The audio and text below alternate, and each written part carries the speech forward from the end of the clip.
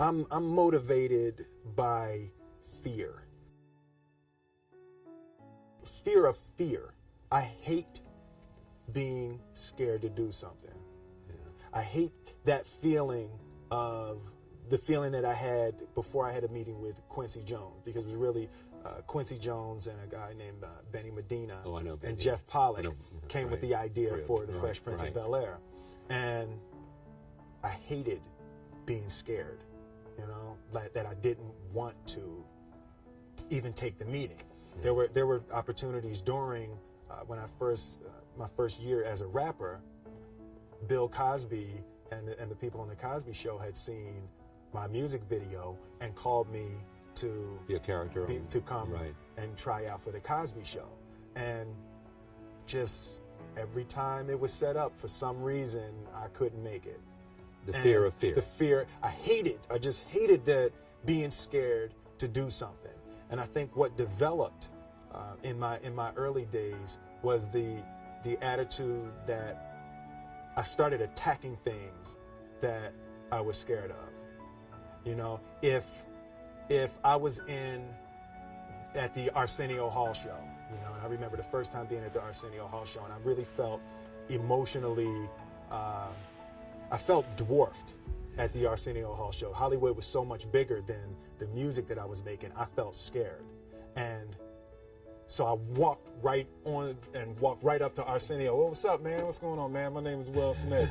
You know, I'm gonna be a big dog out here in a minute. You don't know me yet, but I'm gonna be big. Yeah. You know, and I started developing the habit of attacking things that I was scared of.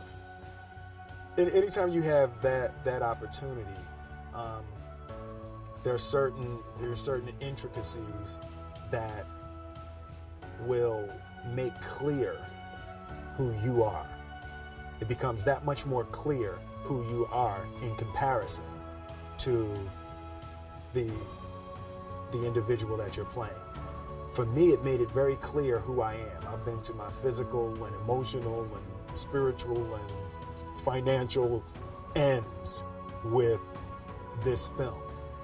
The definition of who I am is very clear to me, and it also redefines who I want to be, in that I know for a fact that I'm stronger than I thought I was. You know, you can't help but ask yourself the question, what would I do if I was in Muhammad Ali's shoes? Would I have been stronger? I think that there's absolutely an element of, if I don't convince myself that, if I don't convince myself that I can beat Sonny Liston, I'm not going to be able to beat Sonny Liston. Yeah. You know, so there's absolutely, I think innately, and he intuitively knew that it starts right here. If I don't believe nothing, if I don't believe it, then nobody will. Nobody will believe it. And I think intuitively he knew that Sonny Liston had to believe it also. So there's absolutely an element of convincing the press, absolutely an element of convincing Sonny Liston, and certainly an element of trying to convince himself in the process.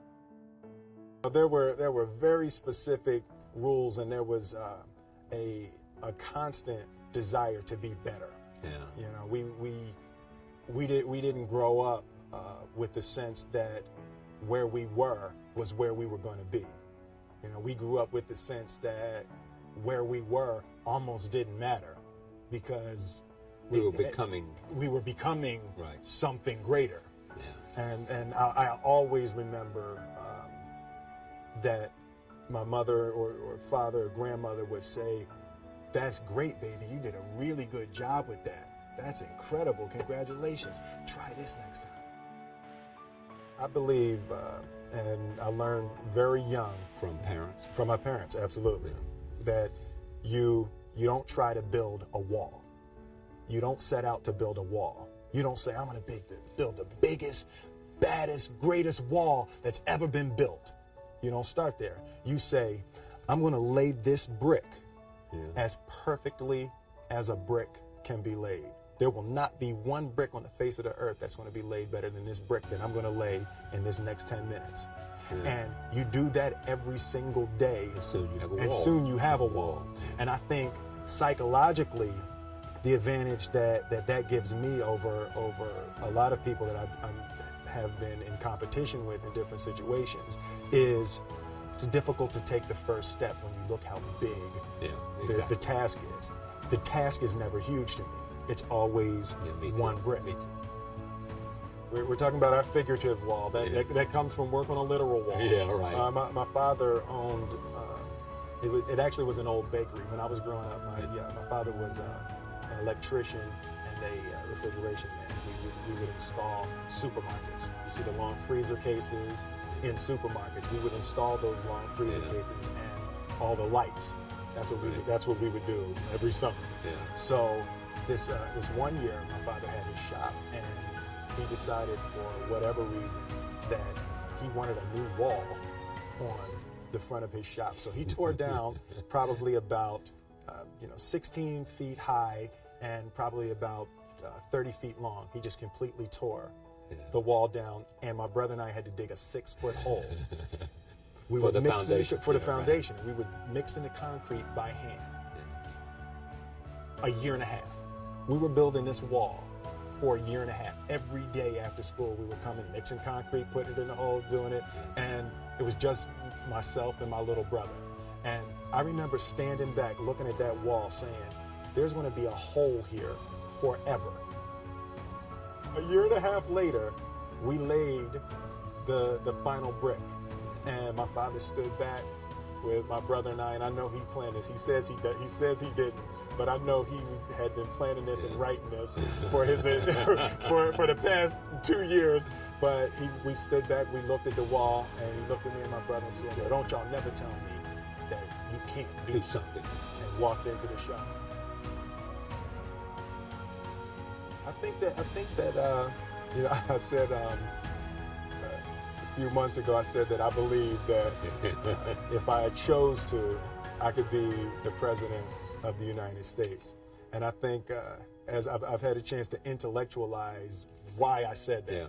And I think that there's a certain delusional quality that all successful people have to have. You have to believe that something different than what has happened for the last 50 million years of history. You have to believe that something different can happen. Yeah. I truly, honestly, as I sit here before you right now, as honestly as I can say it to you, I truly believe that I could be the president if I wanted to. And as bizarre as that may sound to people that have traveled the path before me and to people who actually know how difficult it is, foolish Will Smith honestly believes it.